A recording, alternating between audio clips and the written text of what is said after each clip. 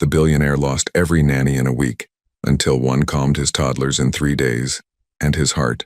Before we begin, drop a comment telling us which city you're watching from, and once the story ends, don't forget to rate it from 0 to 10. Oh, and make sure to follow our channel for more stories like this. Now, sit back and enjoy every detail. The afternoon light filtered through the floor-to-ceiling windows of the Blackthorn mansion, casting long shadows across the marble foyer. Darian Blackthorn stood at the edge of his home office doorway, his tall frame rigid with barely contained frustration, as he watched the latest nanny, Margaret something, hurry down the grand staircase with her suitcase in hand. "Mr. Blackthorn," she said, not quite meeting his piercing gray eyes. "I'm truly sorry, but this arrangement isn't working out." Darian's jaw tightened. At 40, he commanded boardrooms filled with the world's most powerful tech executives, yet he couldn't keep a single nanny in his home for more than a week. His dark hair, always perfectly styled for business meetings, showed the signs of him running his hands through it in exasperation. The tailored charcoal suit that made him look invincible in the corporate world felt like armor that was failing him here, in his own home. "That's the 5th one this month," he said, his voice low and controlled, though something dangerous flickered in his gray eyes. Margaret shifted uncomfortably. "Your children are challenging.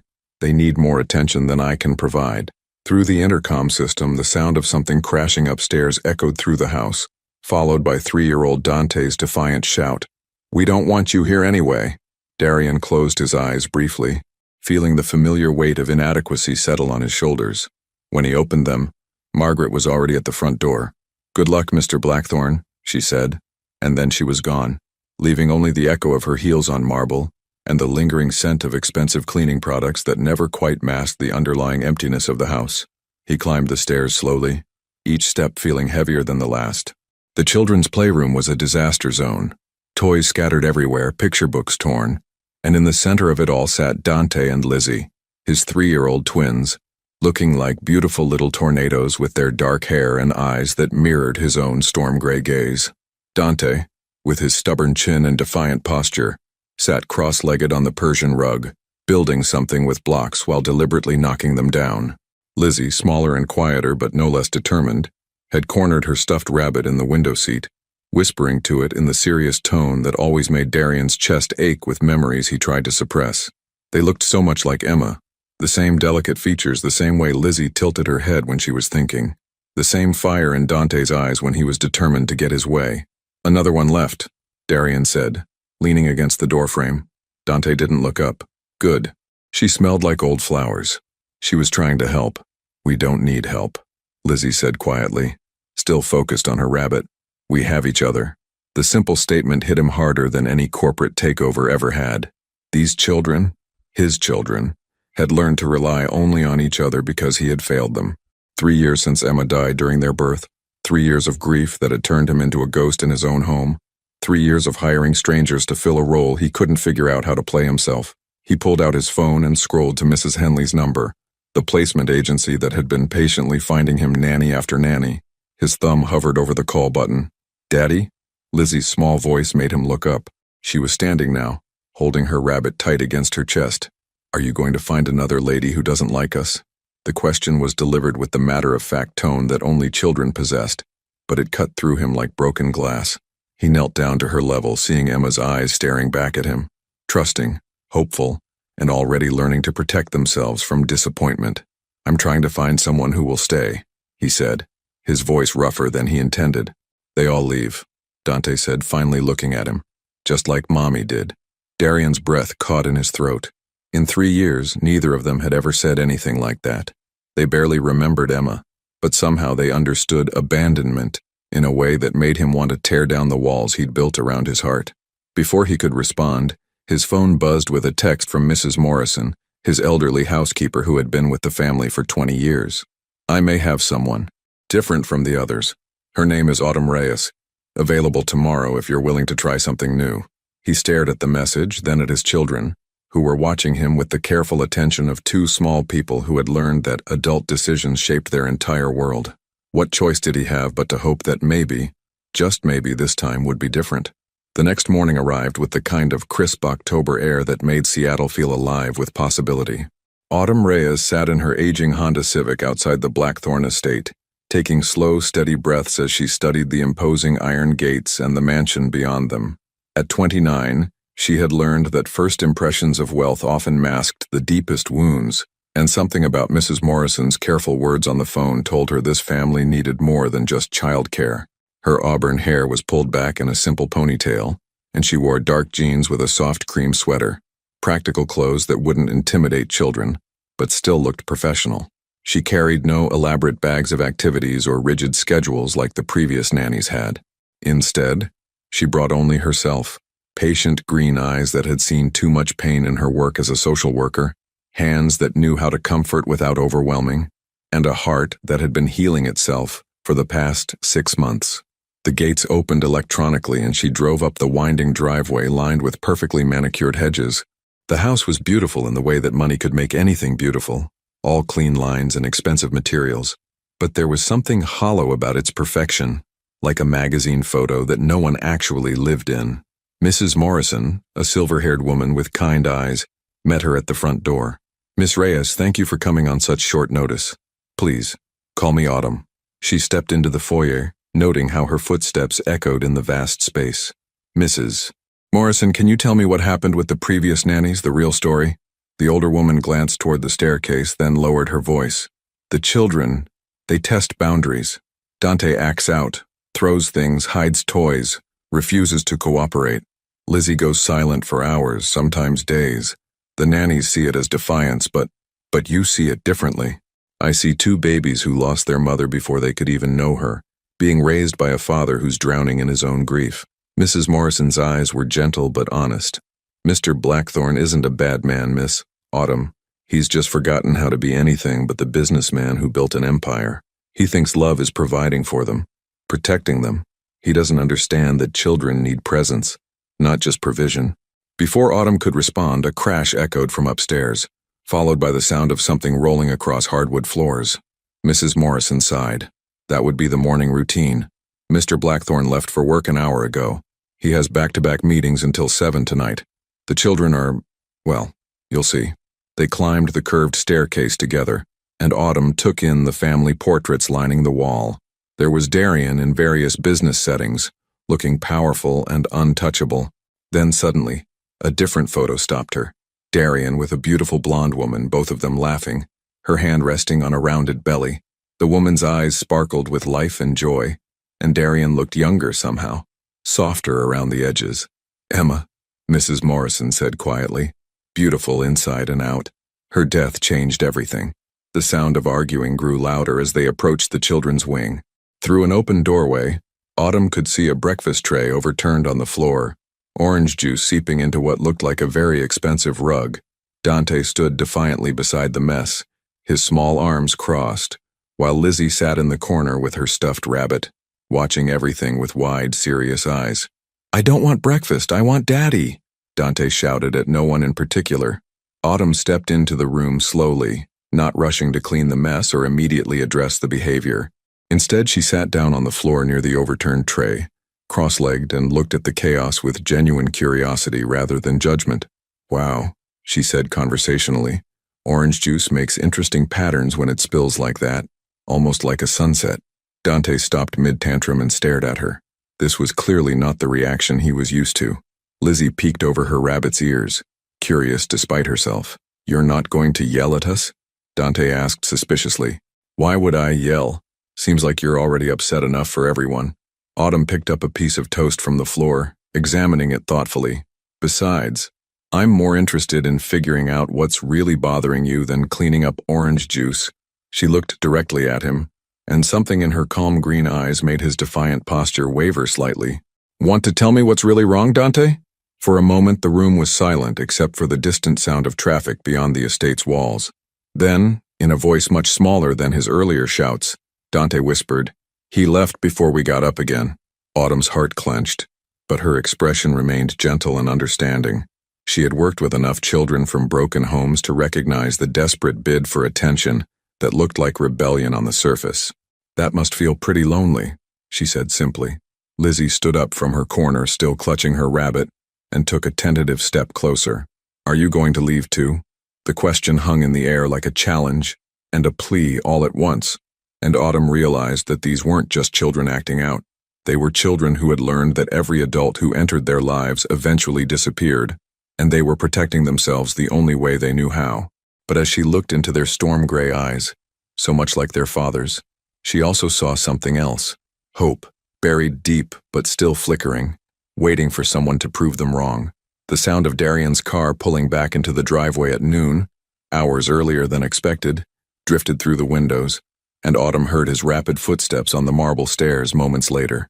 Darian took the stairs 2 at a time, his Italian leather shoes striking the marble with sharp precision. He had left the board meeting early after receiving a text from Mrs. Morrison about another incident with breakfast, and his patience had finally reached its breaking point. Enough was enough. If this new nanny couldn't handle a simple morning routine, he would handle the children himself until he found a solution that actually worked. But as he reached the top of the staircase, something stopped him cold. Silence. Not the oppressive silence of children hiding after causing trouble, but something else entirely. A peaceful quiet that he hadn't heard in his home for 3 years. He slowed his approach to the playroom, his hand hovering over the doorknob as he heard a soft voice from within. And the little fox realized that being different wasn't something to hide from, but something that made him special. The voice was warm and melodic, with just the faintest trace of a southern accent that suggested roots far from Seattle's rain-soaked sophistication. Through the crack in the door, he could see the new nanny. Autumn, he remembered, sitting cross-legged on the floor. The breakfast mess had been cleaned up, but she wasn't lecturing the children about making messes. Instead, she was reading from a picture book, and both Dante and Lizzie were curled up on either side of her, completely captivated. Darian's breath caught in his throat. When was the last time he had seen his children look so peaceful? Read it again, Lizzie whispered, her small hand resting on Autumn's arm. It was the first time in months that Darian had heard his daughter speak above a whisper to anyone except Dante. Again? Autumn smiled, and Darian could hear the genuine warmth in it. Well, I suppose the little fox's adventure is worth hearing twice. As she began the story again, Darian found himself leaning against the doorframe, studying this woman who had somehow accomplished in 3 hours what 5 previous nannies couldn't manage in a week. She was nothing like he had expected. The agency usually sent polished professional women with impressive credentials and rigid schedules. This woman looked like she belonged in a coffee shop or an art studio, not in his pristine mansion. Her auburn hair caught the afternoon light streaming through the windows, and when she smiled at something Dante said, her whole face transformed. There was something unguarded about her expression, something real in a way that made the carefully controlled environment of his home feel suddenly artificial. "Daddy!" Dante had spotted him through the crack in the door and scrambled to his feet, his earlier defiance replaced by surprised delight. "You came back." Autumn looked up as Darian stepped into the room, and for a moment their eyes met directly. Hers were green, not the sharp, ambitious green of emeralds, but the soft, deeper green of forest moss. There was intelligence there, and something else that made him feel strangely exposed, as if she could see through the expensive suit and controlled exterior to the man who was barely keeping himself together. "Mr. Blackthorne," she said, rising gracefully to her feet. She was smaller than he had initially thought, probably 5'5" to his 6'3", but there was a quiet strength in the way she carried herself. "I wasn't expecting you back so early. I heard there was an incident with breakfast." His voice came out more formal than he intended, the boardroom tone he used when he needed to maintain distance and control. "There was some spilled orange juice," she said calmly, "but we worked it out." Dante tugged on his father's suit jacket. "Daddy, Autumn says that when we're upset it's okay to feel upset, but it's not okay to hurt things or people. And she knows a story about a fox who was sad but found friends anyway." Darian looked down at his son, really looked at him, and realized that Dante's eyes were brighter than they had been in weeks. There was no defiance there now, no careful distance, just the open enthusiasm of a 3-year-old who had found someone willing to listen to him. "She read it twice," Lizzie added quietly, still holding her stuffed rabbit but no longer hiding behind it. "And she said my rabbit has a very wise expression." Something shifted in Darian's chest, a loosening of tension he hadn't even realized he'd been carrying. These were his children, actually engaging with an adult, actually happy, and he had almost forgotten what that looked like. "Mrs.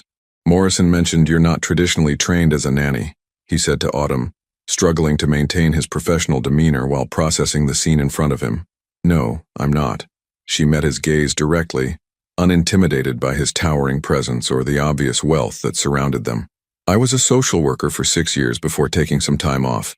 I'm used to working with children who are processing difficult emotions. The way she said it, without judgment, without pity, just matter-of-fact understanding, made something in his carefully controlled facade crack slightly. She wasn't treating his children like problems to be managed or challenging behavior to be corrected. She was treating them like small human beings with legitimate feelings. "And you think my children have difficult emotions to process?" The question came out sharper than he intended, his instinctive defensiveness rising. Autumn tilted her head slightly, considering him with those calm green eyes. "I think all children who have experienced loss have difficult emotions to process. I also think they're incredibly resilient when they feel safe and heard." The simple honesty of her response disarmed him completely. She wasn't making accusations or offering unsolicited advice about his parenting. She was simply acknowledging a truth that he had been too afraid to face himself. His children were grieving too, in ways he had never allowed himself to see. "Daddy, can Autumn stay for lunch?" Dante asked, breaking the weighted silence that had fallen between the adults. "She makes sandwiches that look like animals." "Please?" Lizzie added, her voice still soft, but holding a note of hope that made Darian's throat tight. He looked at Autumn, this stranger who had somehow brought light back into his children's eyes in the span of a single morning, and felt the ground beneath his feet shift in a way that had nothing to do with business mergers or market fluctuations, and everything to do with the growing realization that maybe, just maybe, what his family needed couldn't be bought or scheduled or controlled. It could only be lived, one quiet moment of connection at a time. 3 days later, Darian found himself doing something he hadn't done in years, leaving work early on purpose, not because of an emergency or a crisis with the children, but because he was genuinely curious about what he would find when he got home. For the past 3 days, he had returned to a house that felt fundamentally different, not just quiet, but alive in a way he had almost forgotten was possible. As he pulled into the circular driveway, he could hear something that made him stop in his tracks. Laughter. Real, uninhibited children's laughter floating through the crisp autumn air from the backyard.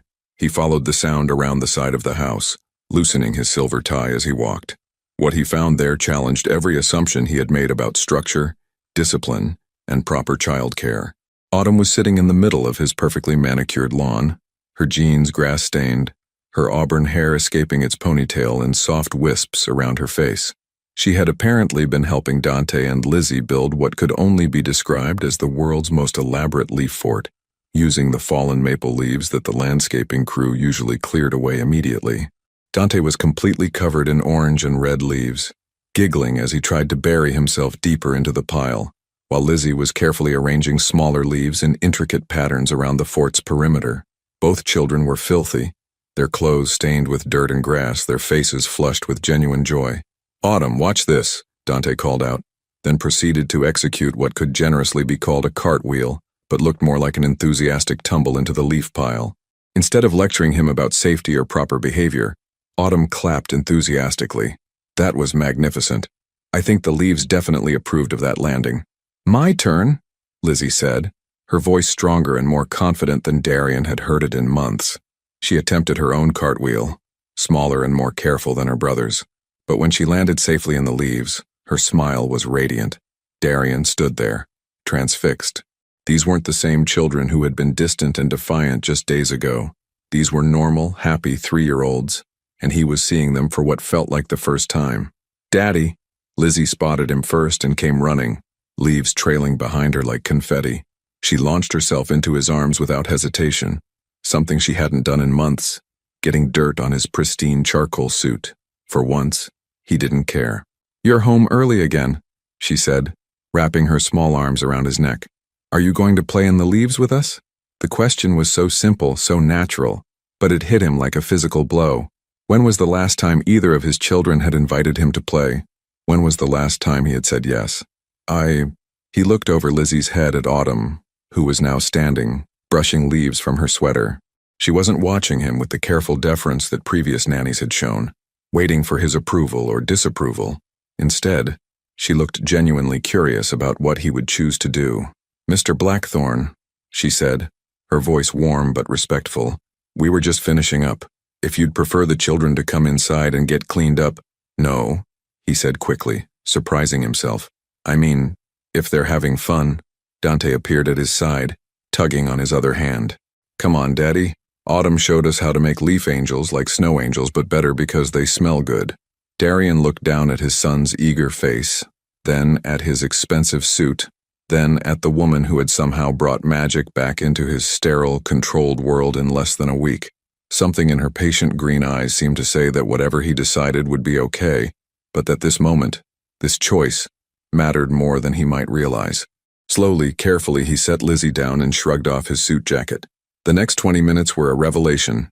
He lay in a pile of autumn leaves with his children, staring up at the Seattle sky, listening to Autumn tell them about the different types of clouds while Dante used his tie as a leaf-gathering rope, and Lizzie braided stems together into a crown. His white dress shirt would never recover. His hair was full of twigs, and he couldn't remember the last time he had felt this. Present. Autumn used to work with kids whose mommies and daddies were sad, Lizzie said matter-of-factly as she placed her leaf crown on his head. She says it's okay to be sad sometimes, but it's not okay to forget how to be happy. Darian's eyes found Autumn's across the leaf-scattered lawn. She was watching the interaction with a soft expression that held no judgment, no pity, just a quiet understanding that made his chest tight with emotions he had been suppressing for 3 years. Is that what she told you? He asked his daughter, his voice rougher than he intended. She told us that sometimes grown-ups need practice remembering how to play, just like kids need practice remembering how to share. Dante chimed in, flopping down beside his father in the leaves. And she said that our mommy would want us to be happy, even though she can't be here to see it. The words hit Darian like a freight train. In 3 years, he had never talked to his children about Emma's death in any meaningful way, had never acknowledged their loss or helped them process it. He had been so consumed with his own grief that he had failed to see theirs, had failed to guide them through it. Autumn, he said, sitting up in the leaves, his voice catching slightly. Could we talk? Later, after the children are in bed? She nodded, something flickering in her eyes that might have been relief. Of course. As if sensing the weight of the moment, Dante suddenly stood up and shook himself off like a puppy, sending leaves flying everywhere. I'm hungry. Can we have the spaghetti that looks like worms again? Only if you promise to eat it like a civilized human being and not actually pretend to be an excavator this time. Autumn laughed, and the serious moment dissolved into the easy rhythm of family life. But as they all headed toward the house, Darian carrying Lizzie, Dante skipping ahead, Autumn walking beside them with grass stains on her jeans and genuine contentment on her face, he couldn't shake the feeling that something fundamental had shifted, not just in his children but in himself. For the first time in 3 years, his house felt like it might become a home again. And the woman walking beside him, this stranger who had appeared in their lives less than a week ago, was somehow at the center of that transformation. The thought should have terrified him.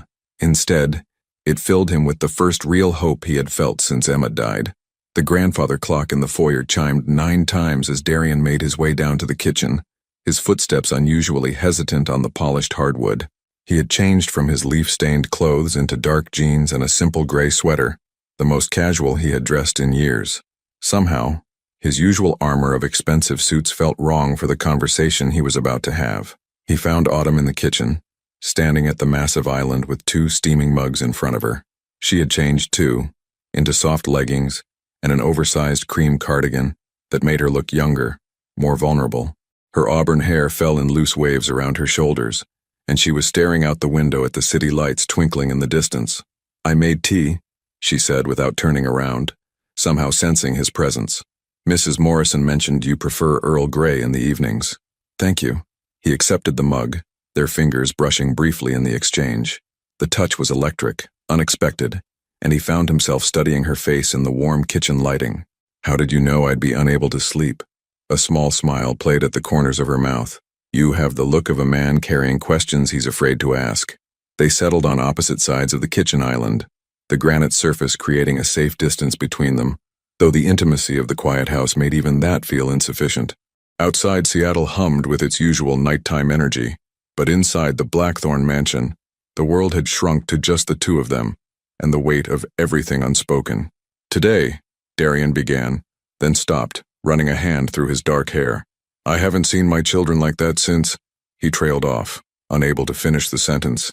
Since their mother died, Autumn said gently, saving him from having to voice it himself. How do you know about Emma? His gray eyes sharpened slightly, not with anger but with the wariness of a man who had learned to guard his privacy fiercely. Mrs. Morrison told me the basics. And the children, they mention her sometimes. Little things. Autumn wrapped her hands around her mug, using the warmth to steady herself. Dante says you have pictures of her in your office, but nowhere else in the house. Lizzie asked me if Mommy's watch from heaven because she wants to show hers the leaf crown she made. Darian's throat constricted. I didn't know I thought if I didn't talk about it, it would be easier for them. Easier for them, or easier for you? The question was delivered without judgment, but it hit him like a physical blow. He set down his mug and stood abruptly, moving to the window, needing distance from those perceptive green eyes that seemed to see straight through him. I loved her, he said finally, his voice barely above a whisper. She made everything make sense. The empire I'd built, the success, all of it felt meaningless until I had someone to share it with. And then she got pregnant and everything was perfect. We had names picked out, nurseries designed, our whole future planned. Autumn remained silent, understanding that this was a dam finally bursting after 3 years of careful containment. She went into labor 6 weeks early. Complications. The doctor said I had to choose. Try to save her or save the babies. I couldn't. His hands pressed against the cool glass of the window. I couldn't choose. I froze. And while I was standing there, paralyzed, she made the choice for me. She told them to save the children. Darian. Autumn's voice was soft, and he realized she had moved closer, though she didn't touch him. That wasn't your fault, wasn't it? He turned to face her and she saw the raw pain he'd been hiding behind expensive suits and controlled expressions for 3 years. I'm supposed to be decisive. I make million-dollar decisions every day without hesitation. But when it mattered most, when my family needed me to be strong, I failed. You didn't fail. You were terrified and heartbroken and facing an impossible situation. And then they handed me these 2 perfect babies, and all I could see was what it had cost. Every time I looked at them, I saw Emma's sacrifice. I saw my failure. His voice cracked. What kind of father resents his children for existing?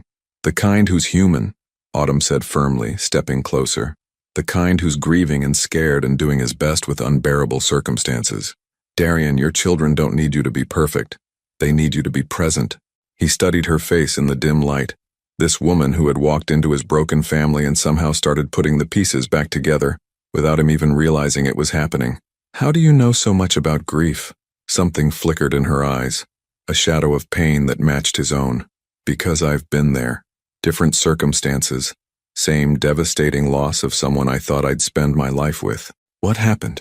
She was quiet for a long moment, her fingers tracing the rim of her mug. My fiancé was in a terrible car accident with a drunk driver 10 months ago.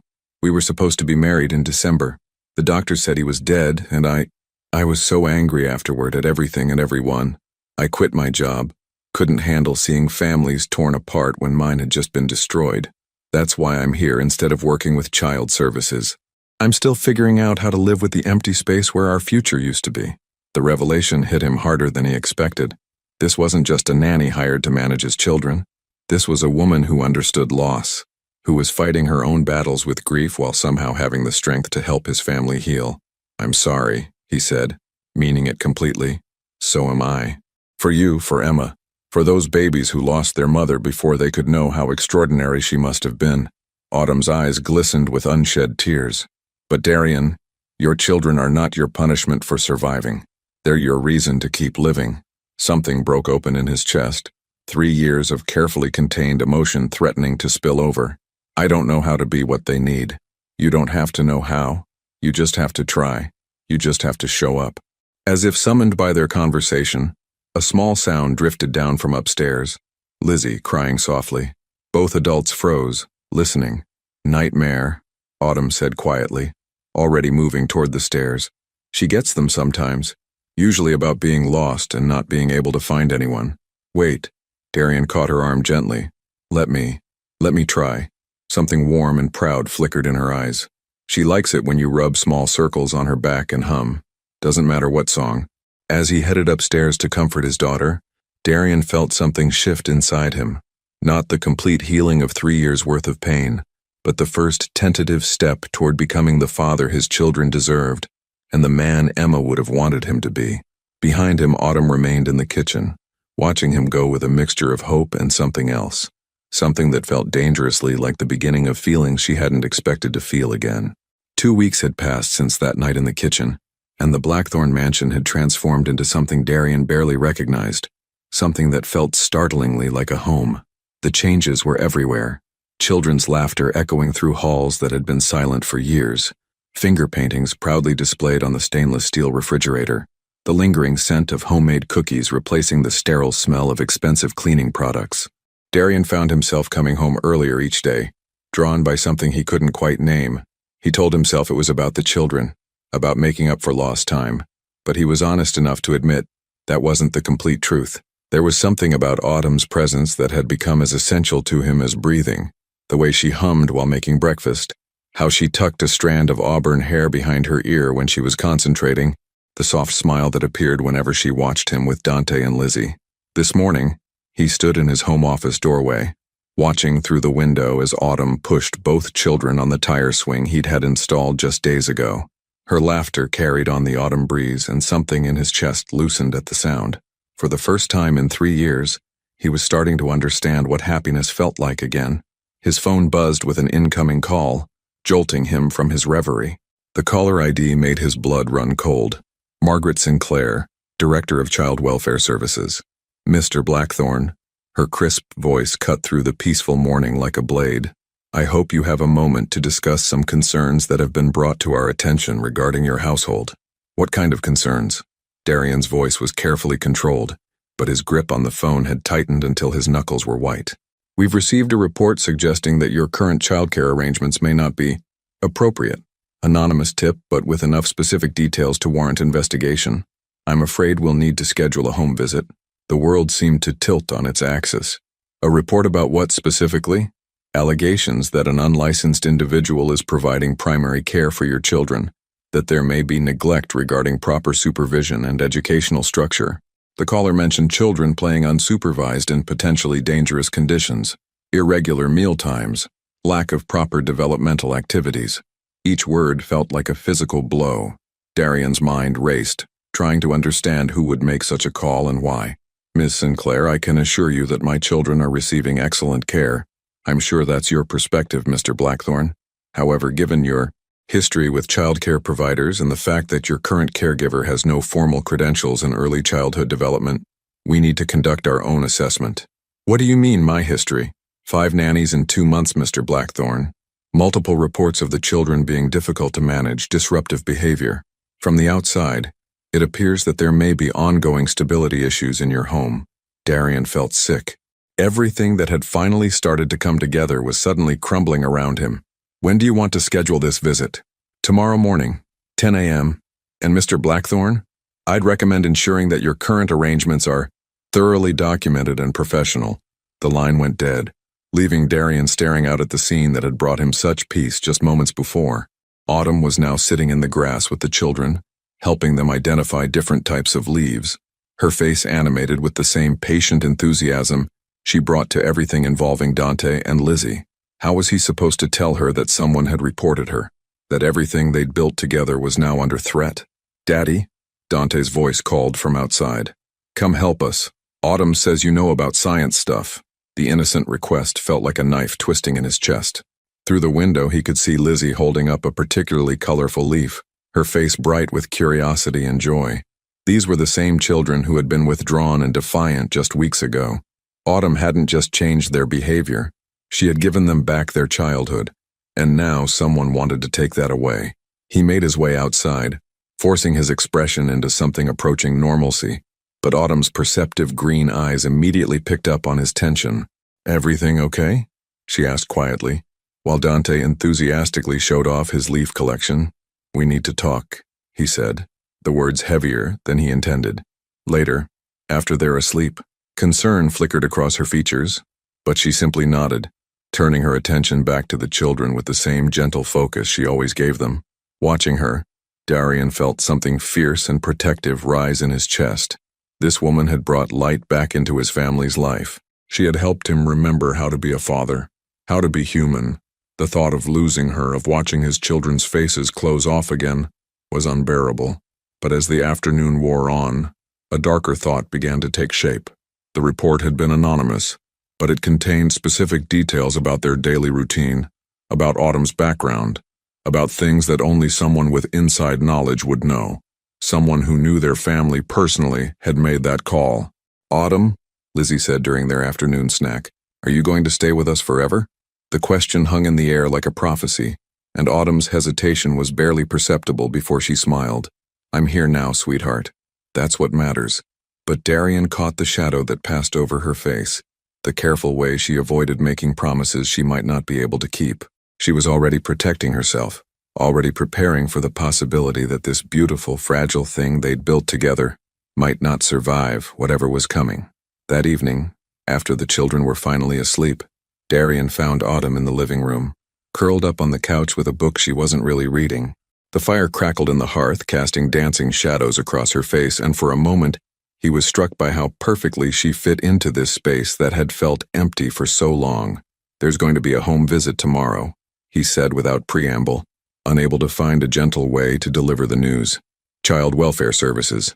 Someone reported us." The book slipped from her hands and all the color drained from her face. "Reported us for what? Neglect? Improper supervision? The fact that you're not a licensed childcare provider." He sat down across from her, studying her expression carefully. "Autumn, is there anything in your background that could complicate this? Anything that might give them cause for concern?" Something flickered in her eyes. Not guilt, but fear. There was an incident 8 months ago before I left Child Services. A case that went wrong. A child I couldn't save. There was an investigation. I was cleared of any wrongdoing, but what? But my supervisor suggested I take extended leave. Said I was too emotionally invested, that I needed time to process my grief over David, my fiancé. The investigation file. It's probably still in my personnel record. Darian felt the walls closing in around them. An emotionally unstable former social worker with a documented history of professional concerns, caring for the children of a widowed billionaire who couldn't keep regular childcare. On paper, it looked damaging enough to give Child Services everything they needed to intervene. "We'll figure this out," he said, but even as he spoke the words, he could see the doubt in her eyes, because they both knew that sometimes love wasn't enough to protect the people who mattered most, and sometimes the very thing that saved you could be taken away by forces completely beyond your control. The doorbell rang at precisely 10 a.m., cutting through the carefully orchestrated calm of the Blackthorn household like a blade. Darian had been awake since 5, reviewing every detail of their daily routine, every interaction between Autumn and the children, trying to anticipate what Margaret Sinclair might find objectionable. He had even convinced himself to wear one of his most conservative navy suits, as if the right armor might protect what mattered most. Autumn stood beside him in the foyer, her hands clasped tightly in front of her. She had chosen a simple black dress and pulled her auburn hair into a neat bun, transforming herself from the warm, approachable woman who built leaf forts into someone who looked capable of handling a boardroom. But Darian could see the tremor in her fingers, the way she kept glancing toward the staircase where Dante and Lizzie were playing in their rooms, blissfully unaware that their world might be about to change forever. Margaret Sinclair proved to be exactly what Darian had feared. A middle-aged woman with steel-gray hair and the kind of expression that suggested she had seen too much disappointment to be easily impressed. She was accompanied by a younger man with a clipboard and the officious manner of someone who took his authority very seriously. "Mr. Blackthorn," she said crisply, stepping into the foyer and immediately beginning her assessment. Her eyes took in every detail, the marble floors, the expensive art, the pristine perfection that money could buy. "And this must be Miss Reyes." "Yes?" Autumn said, her voice steady despite the tension radiating from her small frame. "I'm Autumn Reyes. I've been caring for Dante and Lizzie for the past 3 weeks. Without proper licensing or credentials in early childhood development," Sinclair noted, making something on her tablet. "That's quite irregular, don't you think? I have 6 years of experience as a social worker with Child Protective Services," Autumn replied calmly. "While not specifically early childhood education, I do have extensive training in child development and trauma response." "Had," the younger man corrected, glancing at his notes. "You're currently on extended leave following an investigation into professional conduct, correct?" Darian saw Autumn flinch slightly, but she kept her composure. "I took leave to process personal grief. The investigation cleared me of any wrongdoing." Before Sinclair could respond, the sound of running footsteps echoed from upstairs, followed by Dante's voice. "Autumn!" Lizzie won't share the blue crayon and she's being mean. I am not being mean. Lizzie's indignant response carried clearly through the house. You used it all morning. Sinclair raised an eyebrow. Shall we observe how you handle conflict resolution, Miss Reyes? They made their way upstairs to the children's playroom, where a minor war had broken out over art supplies. Dante stood with his arms crossed, his dark hair sticking up at odd angles, while Lizzie clutched the disputed crayon against her chest, tears threatening in her storm-gray eyes. Autumn knelt down between them, ignoring the adults watching her every move. Okay, tell me what's happening here. She won't share, Dante declared. He's been hogging it forever, Lizzie protested. I see. Dante, how long have you been using the blue crayon? He glanced at his picture, clearly trying to calculate. Maybe a really long time. And Lizzie, what do you want to draw with it? The sky in my picture. But it's not a sky without blue. Autumn nodded seriously. You're both right. Dante, you have been using it for a while, and Lizzie, skies do need blue. What do you think would be fair? Darian watched, transfixed, as his children worked through the problem with Autumn's gentle guidance. No raised voices, no arbitrary rules imposed by adult authority, just patience and respect for their feelings, even over something as simple as a crayon. I guess I could let her use it for 10 minutes, Dante offered reluctantly. That's very generous. Autumn smiled. Lizzie, does that work for you? Yes. And then Dante can have it back for 10 minutes. Perfect.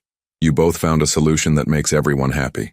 Sinclair made more notes, but Darian couldn't read her expression. The younger man was documenting the room itself, the educational materials, the safety measures, the general organization. Mr. Blackthorne, Sinclair said quietly, might we speak privately while Miss Reyes continues with the children? They moved to his home office, where Sinclair settled into one of the leather chairs across from his desk. With the air of someone preparing for an interrogation, the anonymous report was quite detailed, she began. It mentioned erratic behavior from the children, lack of structure, potential safety hazards. What I'm observing doesn't match those allegations. Because they were false, Darian said firmly. My children have never been happier or more stable. Yes, I can see that. Which makes me wonder. She consulted her tablet. The caller knew quite a bit about your family's history, the previous nannies, the specific challenges with the children, even details about Miss Reyes's background that wouldn't be public knowledge. A cold realization began to form in Darian's mind. You think it was someone with inside access? I think someone wanted to cause trouble for your family specifically. The question is who? Before he could answer, the sound of a car door slamming in the driveway drew their attention to the window. Darian looked out and felt his blood turn to ice. Victoria Sterling Chen stood beside a sleek black Mercedes, adjusting her designer sunglasses with the predatory grace of someone who had come for a fight. His former sister-in-law, Emma's older sister, had arrived unannounced, and the timing was far from coincidental. Expecting someone? Sinclair asked, noting his expression. Unfortunately, Darian muttered, already moving toward the stairs. Victoria let herself in through the front door as if she still lived there, her Louboutin heels clicking against the marble with sharp precision. At 38, she was stunning in the cold, calculated way that money and professional maintenance could achieve. Her platinum blonde hair was pulled back in a severe chignon, and her black Chanel suit looked like armor designed for corporate warfare. Darian, she said, her voice carrying the faint trace of condescension that had always set his teeth on edge. I see you have visitors. Victoria, what are you doing here? Her smile was sharp as glass. I heard there were some concerns about the children's welfare. As their only remaining blood relative besides you, I felt I should be present. The pieces clicked into place with sickening clarity. Victoria had made the anonymous report. She had used her knowledge of his family to try to destroy the happiness they had finally found. You, he said, his voice low and dangerous. You called them. I called them because I'm concerned about my sister's children being cared for by some emotionally unstable woman with questionable professional history, she said coolly. Emma would be horrified to know that her babies are being raised by a stranger while you're too busy playing house to notice. The words hit their target with devastating accuracy. Every insecurity, every moment of doubt he'd had about his worthiness as a father came rushing back. But before he could respond, a small voice cut through the tension like a knife. Aunt Victoria? Lizzie stood at the top of the stairs, her face lighting up with genuine joy. You came to visit. She started down the stairs, and Darian's heart clenched as he realized that his daughter had no idea that the woman she was running toward had just tried to destroy their family. Lizzie threw herself into Victoria's arms with the uncomplicated joy of a child who remembered only the good times, birthday presents and Christmas visits, not the underlying tension that had always existed between Victoria and Darian.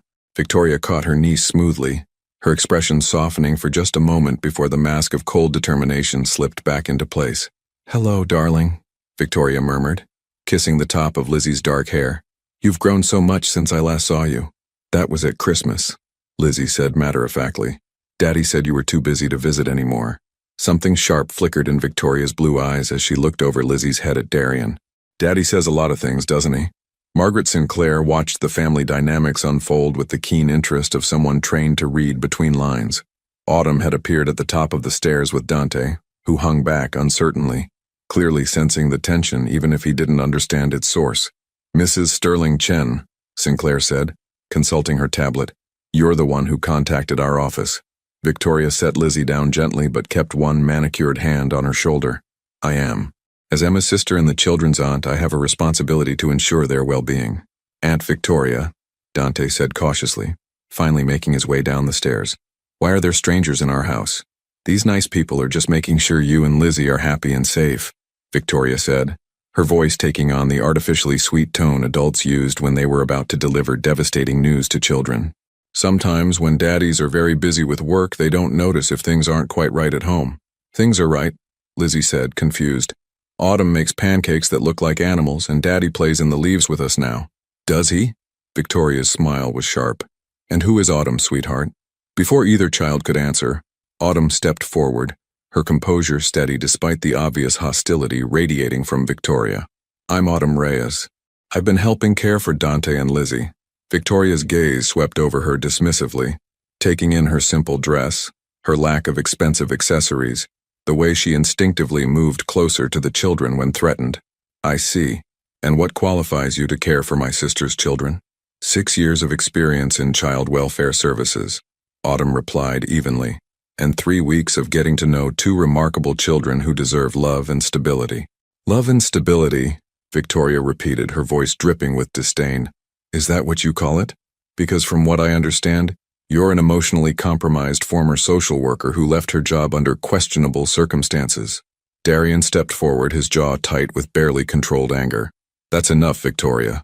"Is it? Because I think these children deserve better than to be experimental subjects for someone working through her own trauma." Victoria's voice rose slightly and both children pressed closer to Autumn instinctively. Emma would be horrified to know that her babies are being used to heal some stranger's broken heart. The words hit Autumn like physical blows, and Darian saw her face go pale. Every insecurity she'd confided to him, every doubt about whether she was helping or potentially harming the children, was being weaponized against her. "Autumn isn't broken," Lizzie said suddenly, her small voice cutting through the adult tension. "She's sad sometimes, like Daddy is sad sometimes, but she still takes care of us." "Yeah," Dante added fiercely. "She doesn't yell at us or leave when we're upset. She stays." Margaret Sinclair made more notes, and Darian realized that Victoria's attack was backfiring. The social worker was witnessing the children's genuine affection for Autumn, their instinctive defense of her, their obvious security in her presence. But Victoria wasn't finished. She knelt down to Lizzie's level, her voice becoming gentle and persuasive.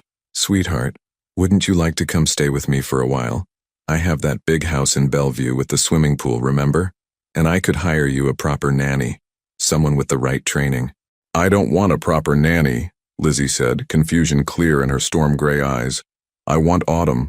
And I want to stay home with Daddy," Dante added, moving to stand protectively in front of his sister. Victoria's mask of patience began to slip. "Children don't always know what's best for them. That's why adults have to make difficult decisions." "You're right," Darian said quietly, and everyone turned to look at him. "Children don't always know what's best for them. But I do know what's best for mine."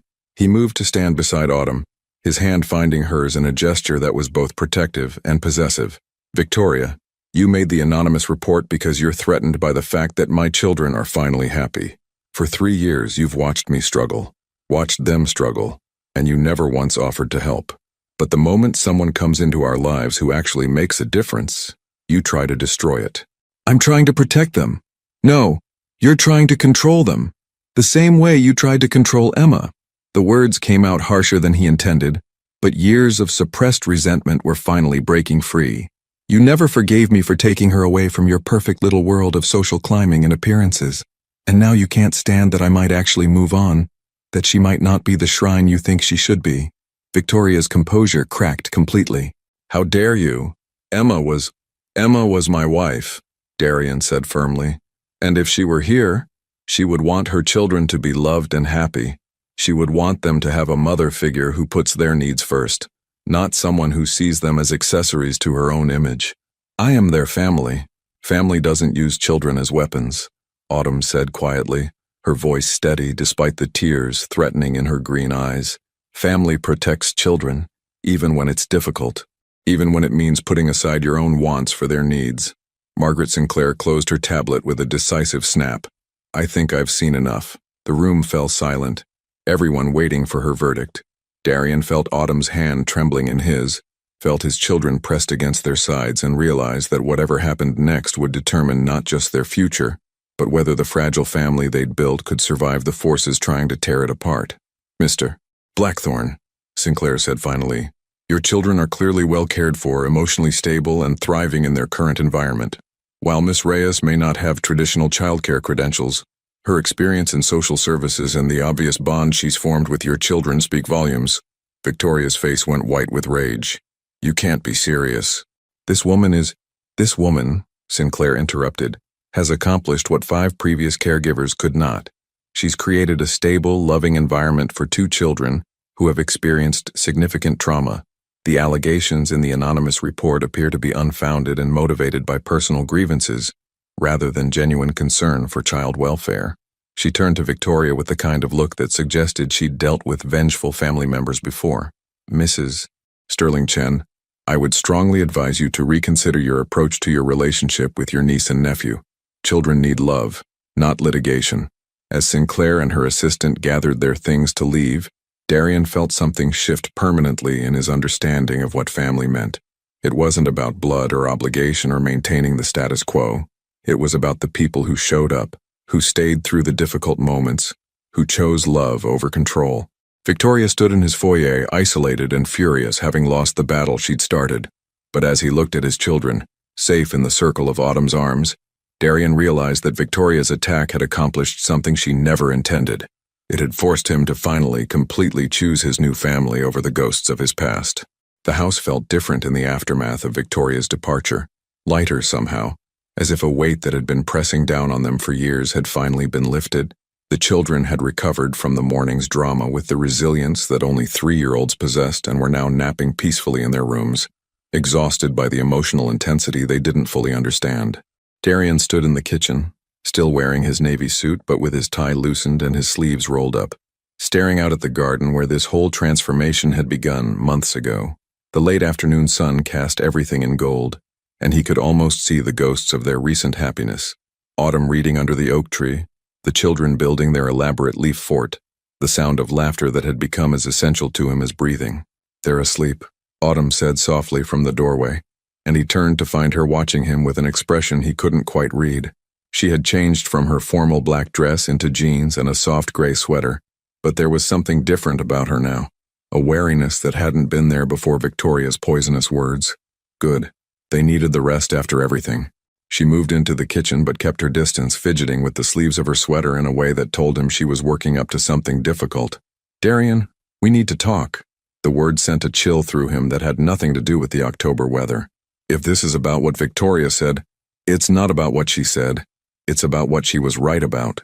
Autumn's green eyes were bright with unshed tears, but her voice was steady. I have been using your family to heal my own broken heart. When I took this job, I wasn't thinking about what was best for Dante and Lizzie. I was thinking about how desperately I needed to feel useful again, needed to feel like I could save someone since I couldn't save David. Autumn, that's not... It is. She held up a hand to stop him. For weeks, I've been telling myself that I was helping them, but the truth is they were helping me. They were giving me a reason to get up in the morning, a way to feel needed and important and not completely destroyed by grief. Darian moved closer, his heart clenching at the pain in her voice. Even if that's true, it doesn't change what you've given them, what you've given all of us, doesn't it? She laughed, but there was no humor in it. I'm not trained for this, Darian. I'm not a child development specialist or an early childhood educator. I'm a grief-stricken woman who got lucky because two lonely children needed exactly the kind of broken attention I had to offer. You're not broken. Yes, I am. The tears finally spilled over, tracking down her cheeks in silent streams. I'm completely shattered, and I've been pretending otherwise because being here, being needed by them, made the pain bearable for a little while. But what happens when they need more than I can give? What happens when my grief catches up with me again and I can't be present for them the way they deserve? The question hung in the air between them, and Darian realized this wasn't just about her qualifications or Victoria's attack. This was about fear, the same paralyzing fear that had kept him distant from his children for 3 years. The terror of failing someone who depended on you completely. What happens? He said quietly, moving close enough to touch her face to brush away her tears with his thumb, is the same thing that happens in every real family. We figure it out together. We hold each other up when we're weak, and we forgive each other when we're not perfect. Darian, do you love them? He asked, his gray eyes searching hers, not as a professional obligation or a way to heal yourself, but as children who have become part of your heart? Of course I do. The answer came without hesitation. I love them more than I ever thought possible. They're funny and smart and resilient, and they see the world in ways that make me remember how to hope again. Then that's all that matters. Everything else, credentials, training, past mistakes, none of that matters compared to love. It's not that simple, isn't it? He cradled her face in both hands now, forcing her to meet his gaze. Autumn, you've spent 3 weeks proving that love is exactly that simple. You've shown my children what it feels like to be truly seen and accepted. You've taught me how to be a father instead of just a provider. You've brought life back to a house that was dying inside its own perfection. What if I hurt them? What if I leave when things get difficult? The way David left me. The comparison hit him like a physical blow, and suddenly he understood. This wasn't about her qualifications or Victoria's accusations. This was about Autumn's deepest fear, that love always ended in abandonment, that caring deeply only led to devastating loss. David didn't choose to leave you, he said gently, and I'm not going anywhere. We're not going anywhere. You can't promise that. I can promise that I will fight for this family with everything I have. I can promise that whatever challenges come, we'll face them together. His voice grew rougher, more urgent. Autumn, 3 years ago I lost the woman I thought was the love of my life, and I was sure I would never feel anything like that again. I was wrong. She went very still, her breath catching in her throat. Darian, I'm in love with you. The words came out in a rush, 3 years of emotional walls crashing down at once. I'm in love with your patience and your kindness and the way you make finger paintings with my children, like they're creating masterpieces. I'm in love with the way you listen when they're upset, and the way you've never once made them feel like their emotions were too much or too complicated. This is crazy, she whispered, but she wasn't pulling away. If anything, she was leaning closer, her hands coming up to rest against his chest. Maybe, but if it's crazy, then I don't want to be sane anymore. He rested his forehead against hers, breathing in the scent of her shampoo, the warmth of her presence. I spent 3 years thinking that moving on meant betraying Emma's memory, but you've shown me that love doesn't diminish when you share it, it grows. For a long moment they stood there in the golden afternoon light, holding each other as if they could stop time, as if they could protect this fragile, beautiful thing they'd built from all the forces that seemed determined to tear it apart. I love you too, Autumn finally whispered, and the words hit him harder than any business victory ever had. I love you and I love those children, and I'm terrified of losing any of it. Then stay, he said simply, not as their nanny, not as someone I hired to fix my problems, but as part of our family. Stay and help me figure out how to be better at this whole parenting thing. Stay and let me show you that not all love ends in goodbye. Before she could answer, the sound of small feet padding down the hallway announced that nap time was over. Dante appeared in the kitchen doorway, his dark hair sticking up at impossible angles, rubbing his eyes sleepily. Autumn? Are you sad? He asked with the direct concern that only children possessed. She knelt down to his level, her heart full to overflowing with love for this small boy who worried about her feelings even fresh from sleep. No, sweetheart, I'm not sad anymore. Good, he said matter-of-factly, then climbed into her arms for a post-nap cuddle. Can we make cookies? The kind with the chocolate chips that look like tiny smiles? Over his head, Autumn's eyes met Darian's, And in that moment, surrounded by the ordinary magic of family life, she knew that this was where she belonged. Not because she was running from grief, but because she had found something worth running toward. 6 months later, the Blackthorn mansion had been transformed into something that would have been unrecognizable to the sterile monument to grief it had been a year ago. Children's artwork covered the refrigerator, family photos lined the hallways, and the sound of laughter was so common that Mrs. Morrison had started humming while she worked. But on this particular morning in late April, as Seattle's famous spring rain drummed against the windows, Darian found himself facing a crisis that made Victoria's attack seem simple by comparison. The letter had arrived by courier at 7 a.m., marked urgent and confidential. David Chen, Autumn's deceased fiancé, was not dead. He had been in a coma for 8 months following the car accident, and had only recently awakened with partial memory loss. His family, who had believed him dead and held a funeral, had tracked down Autumn through her old job at Child Services. They wanted her to come to San Francisco immediately. Darian sat in his home office, the letter trembling in his hands, as he listened to the sounds of his family starting their day. Autumn was making breakfast, her voice drifting up from the kitchen as she helped Dante practice counting in Spanish.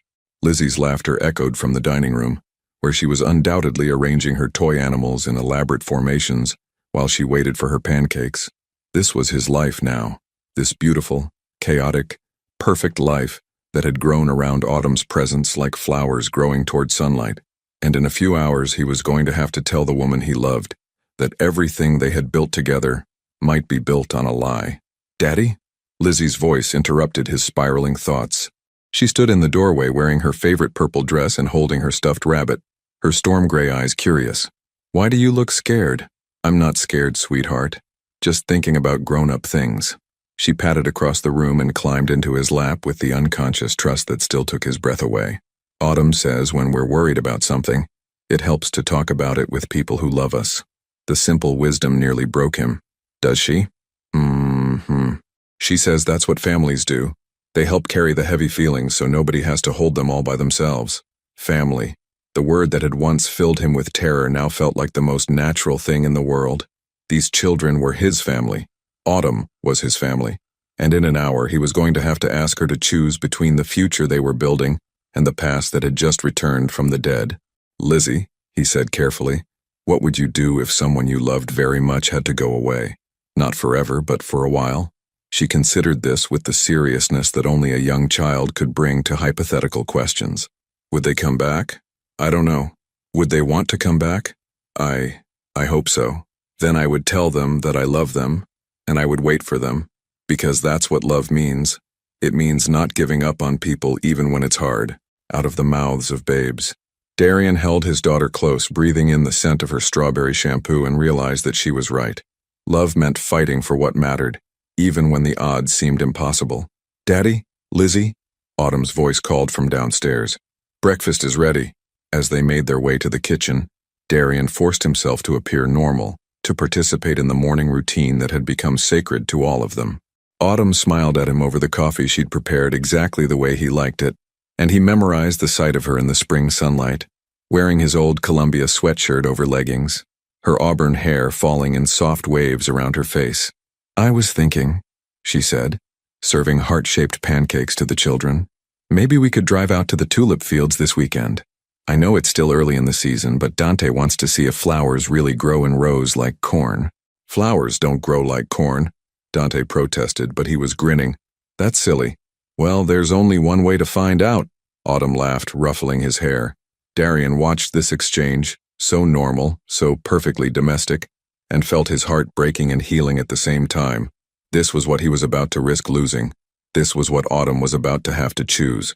After breakfast, while the children played in the living room, he found Autumn loading the dishwasher and summoned every ounce of courage he possessed. "Autumn, we need to talk." Something in his tone made her look up sharply. "What's wrong?" He handed her the letter without preamble, watching as her face went white, then gray, then a shade he'd never seen before. Her hands shook as she read, and he caught the coffee mug that slipped from her fingers before it could shatter on the marble floor. "This isn't possible," she whispered. "I saw the car. I identified his body. I buried him. Apparently his family made a mistake in the identification. The patient in the coma had no ID, and they were so devastated they didn't look closely enough. Darian's voice was gentle but steady. The real David has been in a specialty care facility in San Francisco.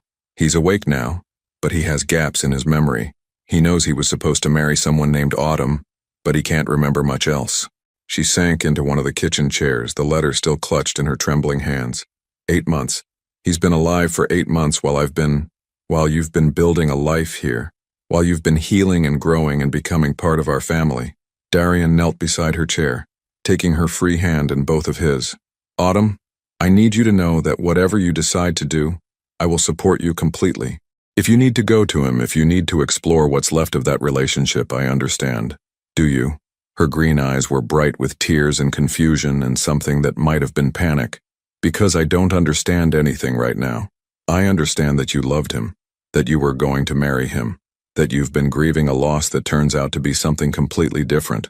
His thumb traced circles on her palm, a gesture that had become automatic comfort between them. I also understand that love isn't finite. The fact that you loved him doesn't diminish what we have here. What if it does? What if seeing him again changes everything? Then we'll deal with that when it happens, but Autumn, I need you to hear me clearly. I love you. Not as a replacement for someone else, not as a convenience or a solution to my problems, but as the woman who brought my children back to life and taught me how to live again.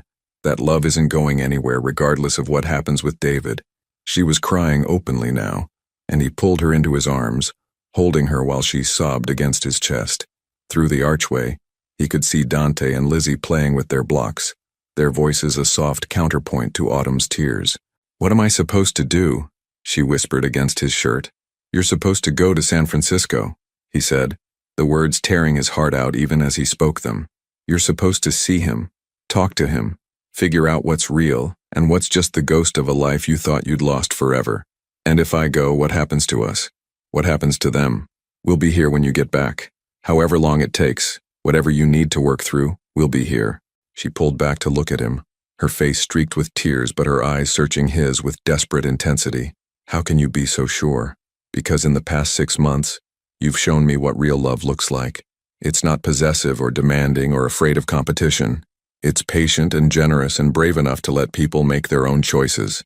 He cupped her face in his hands, memorizing every detail. I love you enough to let you go figure out what your heart needs because I trust that what we have is strong enough to survive the truth. Darian. Autumn. Lizzie's voice interrupted them, and they turned to see both children standing in the kitchen doorway, their faces serious with the kind of intuitive understanding that children possessed. Are you crying because you're sad or because you're happy? Lizzie asked, moving closer with her characteristic directness. Both, sweetheart, Autumn managed, wiping her eyes. Sometimes grown-ups cry when they have big feelings that are too complicated for just one emotion. Dante climbed into her lap without invitation, his small arms going around her neck. Are you going away? The question hung in the air like a challenge to everything they'd built together. Autumn looked at Darian over Dante's head, her eyes asking for permission to tell the truth. He nodded. I might have to go away for a little while, she said carefully. Someone I used to know needs my help figuring out some important things. Will you come back? Lizzie asked, the question carrying the weight of every abandonment she'd ever experienced. Autumn's eyes met Darian's across the kitchen, and in that moment, he saw her make a choice that would change everything. Yes, she said firmly, her voice stronger than it had been all morning. I will come back. Because this is my family, and families don't give up on each other. As she held his children and promised them a future he wasn't sure she could deliver, Darian felt something settle in his chest that felt like peace. Whatever happened in San Francisco, whatever truths emerged from the past, they would face it together. Because love, he had learned, wasn't about avoiding difficult choices. It was about making them with courage and faith and the absolute certainty that some things were worth fighting for, no matter what the cost. 1 year later, the October afternoon was crisp and bright, the kind of perfect Seattle day that made residents forget about the months of rain to come. In the backyard of the Blackthorn mansion, preparations were underway for what 4-year-old Dante had declared the most important party ever, and for once, his tendency toward dramatic pronouncements was entirely accurate. Darian stood at the kitchen window, adjusting his charcoal gray tie for the 3rd time in 10 minutes, watching as Mrs. Morrison directed the placement of white chairs on the lawn where, just over a year ago, Autumn had first taught his children how to make leaf angels. Today, those same chairs would witness something infinitely more precious, the official beginning of the family they had all chosen to create. "Daddy, you look nervous," Lizzie observed from behind him, and he turned to find his daughter resplendent in a pale pink dress, her dark hair crowned with a wreath of baby's breath and white roses. At 4, she had grown into a confident, articulate little girl who still preferred quiet observation to her brother's more boisterous approach to life, but who no longer hid behind her stuffed rabbit when emotions ran high. "Do I?" He knelt to her level, straightening the small bouquet of white roses she would carry as flower girl. "Maybe a little. This is a pretty important day. Autumn says it's okay to be nervous about important things as long as you remember that the people who love you are right there with you." Autumn. Just thinking her name made his chest tight with anticipation and gratitude, and a love so profound it still caught him off guard sometimes. She had been gone for 6 weeks last spring, 6 of the longest weeks of his life, while she traveled to San Francisco to confront the impossible situation with David. The reunion had been devastating and healing in equal measure. David had awakened from his coma with significant memory loss, remembering only fragments of their relationship, and none of the deep emotional connection that had led to their engagement. The man Autumn had grieved for 10 months was, in many ways, truly gone, replaced by someone who shared his face but not his heart. More importantly, those 6 weeks apart had taught Autumn something crucial about the nature of love itself. What she had felt for David was real and valid and deserving of grief, but it belonged to a different version of herself, a woman who no longer existed. The Autumn who had fallen in love with Darian and his children was someone new, forged by loss and healing and the daily choice to build something beautiful from the pieces of her broken heart. She had returned to Seattle with closure, with peace, and with an absolute certainty about where she belonged. "Is she ready?" Dante asked, bouncing into the kitchen wearing his miniature black suit and the ring-bearer's pillow tied carefully to his wrist. His dark hair had been tamed into something approaching respectability, though Darian suspected it wouldn't last long once the celebration began. "I think so," Darian said, though truthfully he had been banned from the bridal suite, formerly the guest bedroom, for the past 2 hours while Autumn and her small army of helpers prepared for the ceremony. "Can we go check?" Dante's eyes sparkled with mischief. "Just to make sure she didn't change her mind?" "She's not going to change her mind," Lizzie said, with the supreme confidence that only a 4-year-old could muster. "She told me yesterday that marrying us was the easiest decision she ever made." "Marrying us."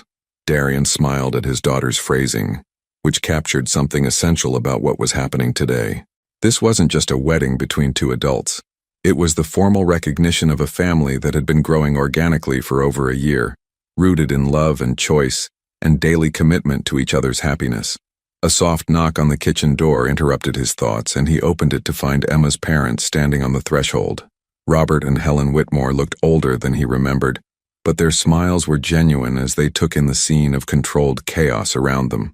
"Darian," Helen said warmly, embracing him with the easy affection of family. "The children look absolutely beautiful." "Grandma Helen," Lizzie threw herself into her grandmother's arms with enthusiasm. "Look at my flowers." "Grandpa Robert," Dante added, tugging on his grandfather's hand. "Want to see my ring pillow? I've been practicing not dropping it for weeks." Darian felt a moment of complex emotion as he watched his former in-laws with the children. Their relationship had been strained after Emma's death, marked by grief and blame and the difficulty of maintaining connection without her as the bridge between them. But Autumn's presence in their lives had somehow healed that rift too, giving them permission to love their grandchildren without the complicated weight of loss overshadowing every interaction. "She would be so happy," Helen said quietly, stepping beside Darian as they watched Robert examine Dante's ring pillow with appropriate gravitas. "Emma, she would be so happy to see them like this, to see you like this." "I hope so," Darian said, meaning it completely. "I know so. Emma wanted you to be loved, Darian. She wanted her children to have a mother who would cherish them. She wanted her family to be whole." Helen's eyes were bright with tears, but her smile was radiant. "Autumn is exactly what she would have chosen for all of you."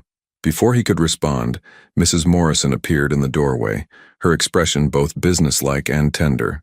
"Mr. Blackthorne, it's time." The ceremony itself was small and intimate, just 40 guests gathered on the lawn where so much of their love story had unfolded. Autumn had wanted something simple, meaningful, focused on family rather than spectacle. As Darian took his place beside Pastor Williams, with Dante and Lizzie flanking him like small protective guards, He felt the weight of the moment settle around him like a blessing. The music began, not the traditional wedding march, but the gentle acoustic melody of At Last played by the string quartet Autumn had insisted on, and he looked up to see her at the top of the back steps.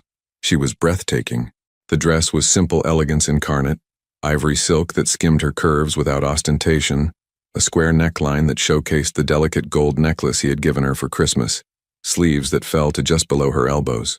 Her auburn hair was arranged in loose waves that cascaded over one shoulder, held back by a simple comb adorned with the same white roses that crowned Lizzie's head. But it was her expression that stopped his breath completely. Pure joy radiated from her face as her green eyes found his across the garden, a smile so luminous it seemed to light up the entire afternoon. This was a woman who had chosen love over fear, who had chosen their imperfect, beautiful, complicated family over the safety of solitude. She walked toward him slowly, not down a traditional aisle, but along the winding garden path where they had taken so many evening walks while the children played. She carried no bouquet. Her hands were free to touch the roses climbing the arbor, to wave at Mrs. Morrison, to blow a kiss to Dante when he wiggled his fingers at her in excitement. When she reached him, when she placed her small hands in his and smiled up at him with enough love to power the entire city, Darian felt the last pieces of his carefully guarded heart, finally, completely, come home. "Dearly beloved," Pastor Williams began, but Darian was only half listening to the familiar words. Instead, he was memorizing this moment, the way the afternoon light caught the gold in Autumn's hair, the sound of Lizzie's giggle when Dante whispered something in her ear, the feeling of absolute rightness that had settled in his chest like a benediction. "Do you, Darian, take Autumn to be your wife, to love and cherish in joy and in sorrow, in plenty and in want, for as long as you both shall live?" "I do," he said, his voice steady and sure, "and I promise to love her not just as my wife, but as the mother of my children, as the heart of our home, as the woman who taught us all how to be a family." "And do you, Autumn, take Darian to be your husband, to love and cherish in joy and in sorrow, in plenty and in want, for as long as you both shall live?" "I do," she whispered, tears streaming freely down her face. "And I promise to love him not just as my husband, but as the father who showed me what strength looks like when it's tempered with tenderness, as the man who was brave enough to let love transform him completely." "And do you, Dante and Lizzie," Pastor Williams continued with a smile, "promise to love and honor Autumn as your mother, to be patient with her when she's learning, and to always remember that family is something we choose to create together every single day?" "We do," they chorused, Dante's response enthusiastic enough to make the front row chuckle, Lizzie's more solemn but no less heartfelt. "Then by the power vested in me, I now pronounce you not just husband and wife, but a family, united by love and choice and the courage to believe that sometimes the most beautiful things come from the most broken places." The kiss was gentle and sweet, tasting of tears and hope and the promise of all the ordinary, extraordinary days to come. When they broke apart, Darian saw his whole world reflected in Autumn's eyes, past and present and future all flowing together into something that looked remarkably like happily ever after. "We did it," she whispered against his lips. "We actually did it."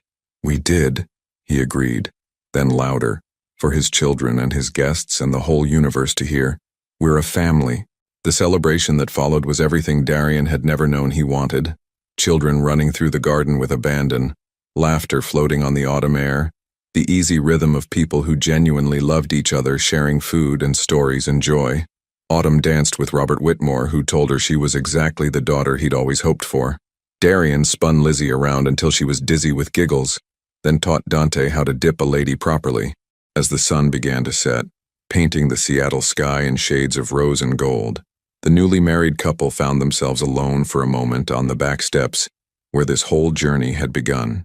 "Any regrets?" Darian asked, pulling Autumn close against his side as they watched their children chase fireflies in the gathering dusk. "Only one," she said, and his heart stopped for a moment, before she continued with a smile. "I regret that we waited so long to get to this moment." "We had to wait," he said, pressing a kiss to the top of her head. "We had to become the people who were ready for this kind of love." "You're right," she agreed, then leaned up to kiss him again, soft and lingering and full of promise. "I love you, Mr. Blackthorne." "I love you too, Mrs. Blackthorne."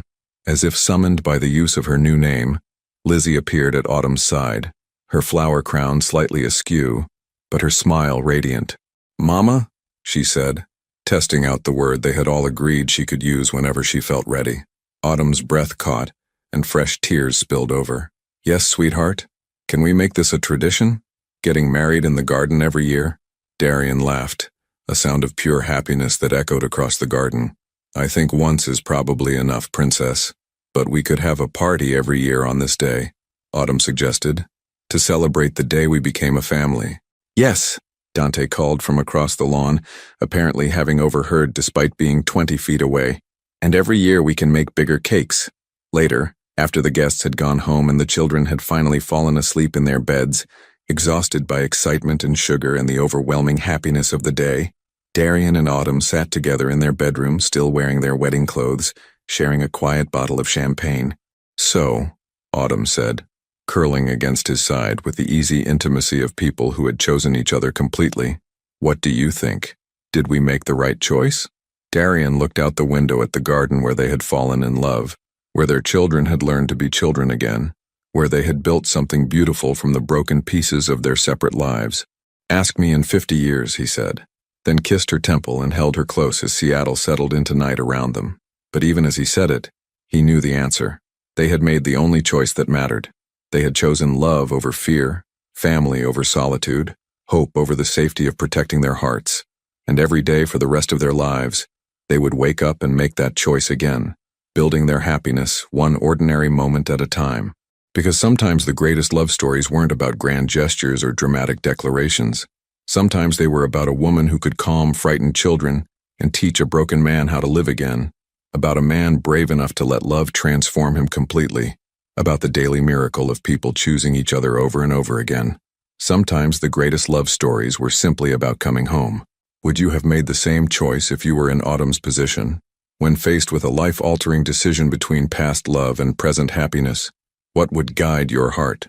Your participation means a lot to the channel. Please share your thoughts in the comments. Thank you for watching. If you enjoyed the story, please subscribe to our channel and leave a comment below letting us know what you thought.